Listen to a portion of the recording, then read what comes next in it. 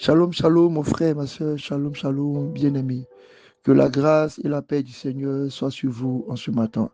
Bienvenue dans le pain quotidien, cette plateforme que le Seigneur s'est disposée au sein des églises Rehoboth pour que nous recevons la portion de chaque jour. Je prie que, au son de ma voix, vous recevez toute la puissance, toute la grâce, toute l'énergie. Oh Dieu, que ta parole agisse, qu'elle produise des miracles au nom de Jésus. Amen.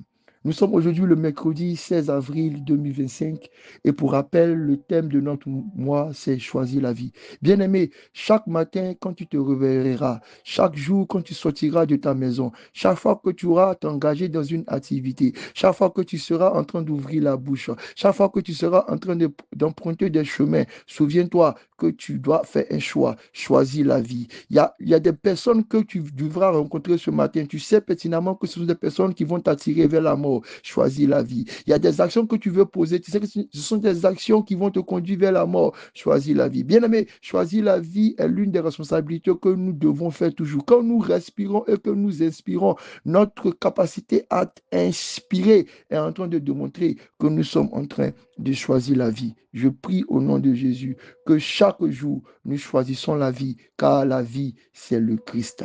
Et cette semaine, notre thème, c'est les ennemis de la vie. Et parmi ces ennemis, ce matin, nous sommes en train de parler de la maladie. Nous sommes en train de parler de la maladie. Et notre verset de méditation se trouve dans le livre de Matthieu, chapitre 4, verset 23. Lisons avec révérence la parole. Jésus parcourait toute la Galilée, enseignant dans les synagogues, prêchant la bonne nouvelle du royaume et guérissant toute maladie et toute infirmité parmi le peuple. Bien-aimé, voici comment est-ce que Jésus commence son ministère. Il parcourt la Galilée, il parcourt la Galilée. La Bible dit que il enseignait, il était un enseignant, il était un prédicateur prêchant et ensuite il était un guérisseur. Bien-aimé, si tu es appelé à être un enfant de Dieu, parce que je crois que tu es un enfant de Dieu, voici ce que tu dois faire dès le commencement. Un, tu dois enseigner. Ça veut dire que tu dois donner et révéler comment est-ce que les gens feront le choix de la vie. Ensuite, tu dois prêcher, tu dois crier pour que ceux qui sont loin, ceux qui sont encore perdus puissent revenir pour faire ce choix de la vie. Et trois, tu dois démontrer ce que tu enseignes. Bien aimé, nous sommes dans un monde où les gens, après avoir entendu nos enseignements, veulent voir les résultats. Où les gens, après avoir entendu nos prêches, veulent voir les résultats. Nous ne sommes pas des personnes seulement qui sont appelées à parler. Nous ne sommes pas des personnes seulement qui sont appelées à déposer des théories et des grosses doctrines, comme les pharisiens qui avaient toutes les théories et qui ne les pratiquaient pas. Nous sommes des chrétiens. Nous sommes des gens qui sont comme Christ, enseignants, prédicateurs et guérisseurs. Bien-aimés, et face à la maladie, le Seigneur m'a fait la grâce en cette année de publier un livre que j'ai appelé Guérir de la maladie. Et à l'intérieur, je pense que c'est la bonne occasion pour parler de ce que le Seigneur a déposé sur mon cœur. Bien-aimé, ce que Dieu veut, c'est que nous ayons foi en la guérison divine. Les chrétiens ont perdu la foi devant la guérison divine. Aucune maladie n'est trop grave. Aucune maladie n'est trop ancienne. Aucune maladie n'est hors de la portée de la puissance de Dieu.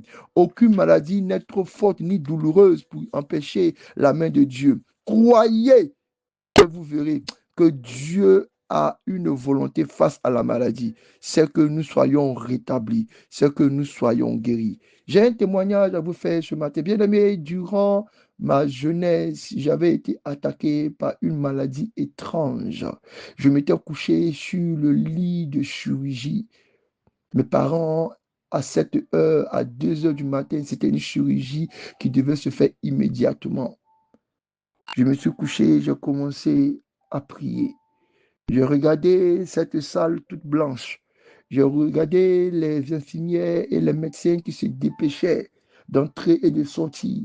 Je regardais tous ces instruments d'opération, ces formes de couteaux, de ciseaux, de lames, ces tissus, ces lumières blanches autour de moi. Et j'ai dit cette prière, Seigneur, tu ne m'as pas dit, tu ne m'as pas dit que c'était ce que j'allais expérimenter. Bien-aimé, j'ai fait cette prière et dans mon cœur, j'ai levé les yeux vers le Seigneur. Il a fallu 1 minute pour qu'un deuxième médecin face à cette urgence, rentre dans la salle et dise, je viens de recevoir une idée.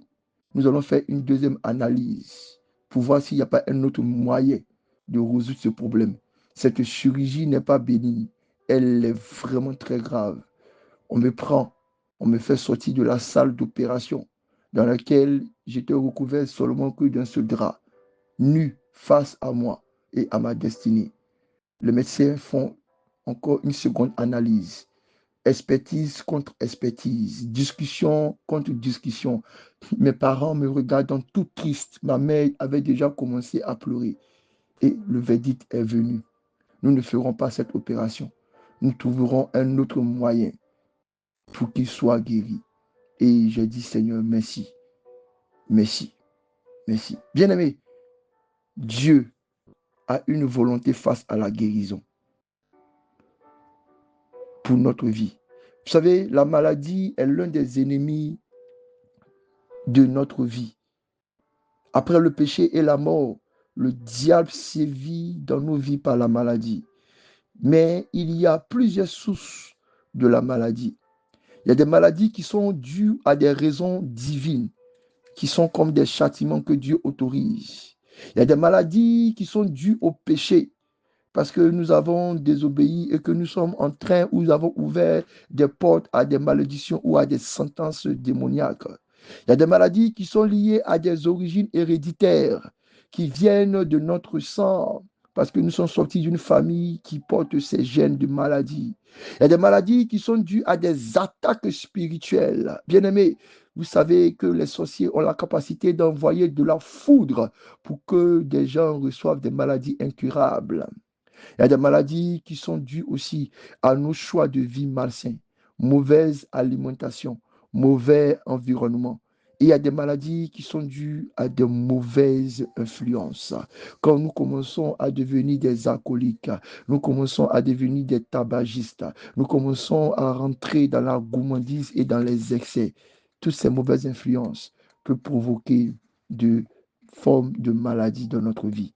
Mais peu importe les origines de la maladie, la volonté de Dieu est une.